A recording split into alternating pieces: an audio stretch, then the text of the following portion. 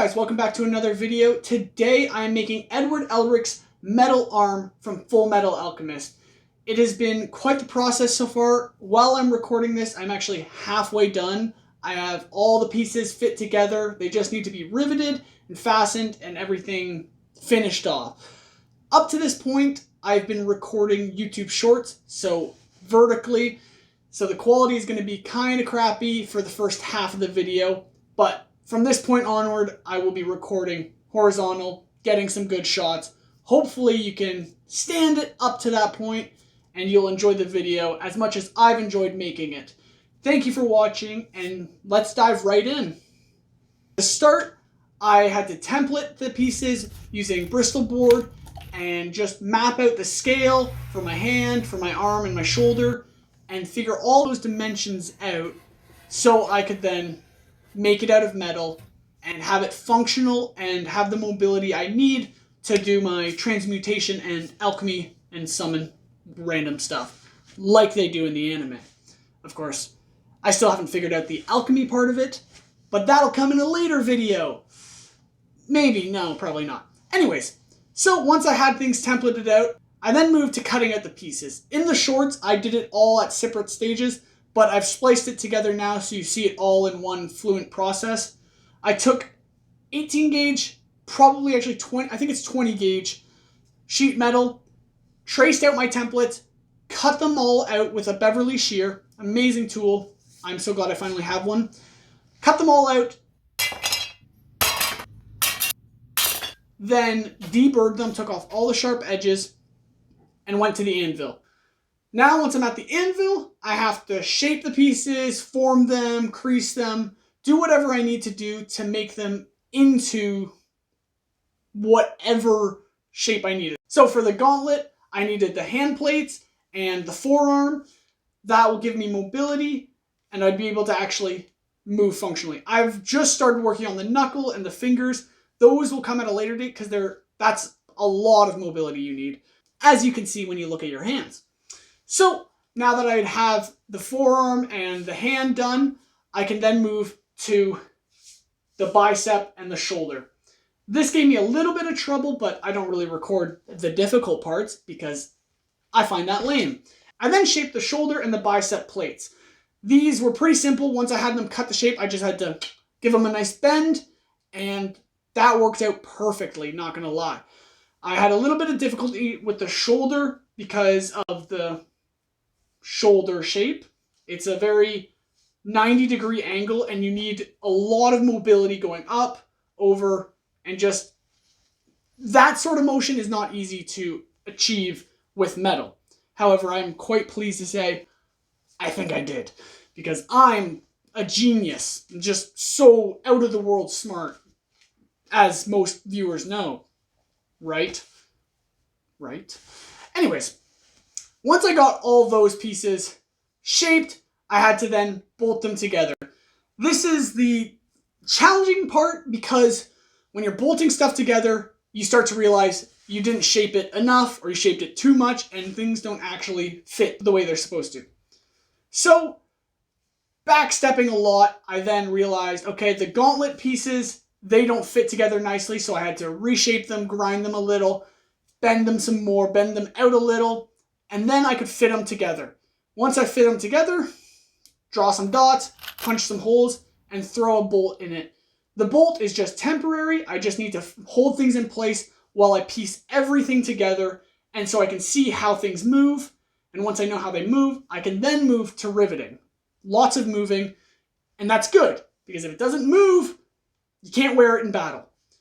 Anyways, once I had it bolted and everything pieced, I'm at this point now, where it's just sitting on the table, and I need to now do the knuckles and the fingers. Because once those are done, I can actually fasten stuff together. So taking the finger scales, I had these pre-laser cut out.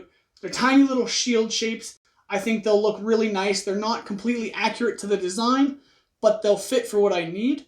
So I took them to my swage block, where I just place a 1-inch round bar, hammer down, and that gives them a nice bend around the finger. Perfect for what I need. So once I had them bent to shape, I set them aside and moved on to the knuckle.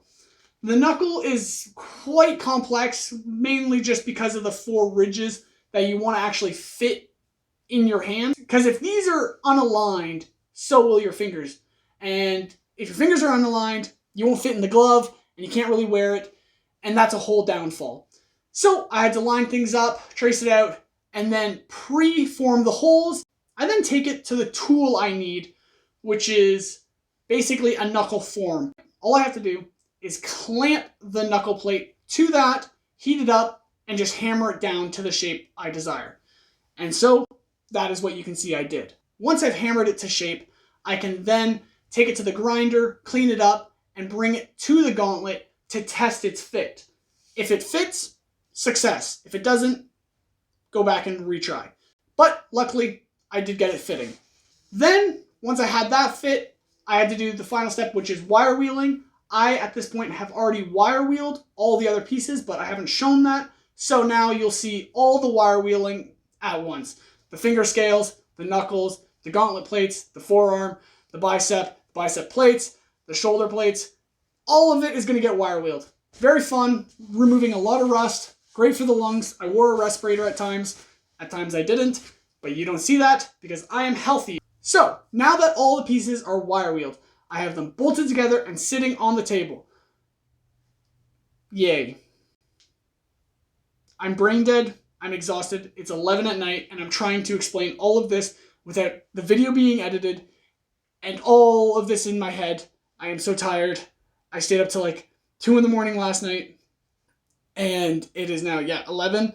I'm so tired, but I want to work on this because I'm having so much fun. I'm having too much fun. I don't look like it because my facial expressions are just like emotionless because I'm so like physically drained. But that's okay because YouTube is fun. YouTube is cool. And I can enjoy it how I want to enjoy it. So you're going to listen to this video of me ranting, and I should get back to the video. So, back to the video. We are now going to start cleaning up the pieces, prepping them, and just riveting things together. At least that's the plan. I have no idea.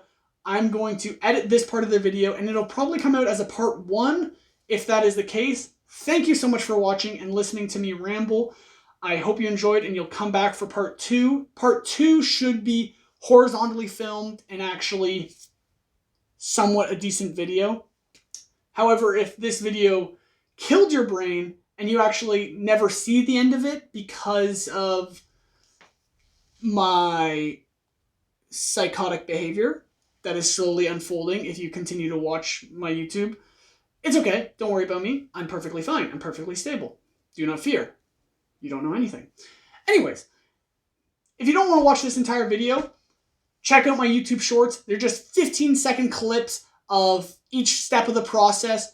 Check them out. I'm on part 15 at this point, and it'll probably go to like part 20, maybe 30. So there's a lot, but it's also just short clips. Check them out. Hopefully you can enjoy that if you don't enjoy this longer video. But anyways, thank you for watching if you did stick around. Anyways, I've said anyways millions of times. I'm losing my brain cells. Thank you for watching. Subscribe, like, share. Don't do any of it because I don't care. I just do this because I want to. I like recording stuff. I like talking to a camera. I like pretending I have friends. I like pretending people care. I'm so lonely. I'm editing this out. Who cares? Thank you. Love you. God bless. See ya.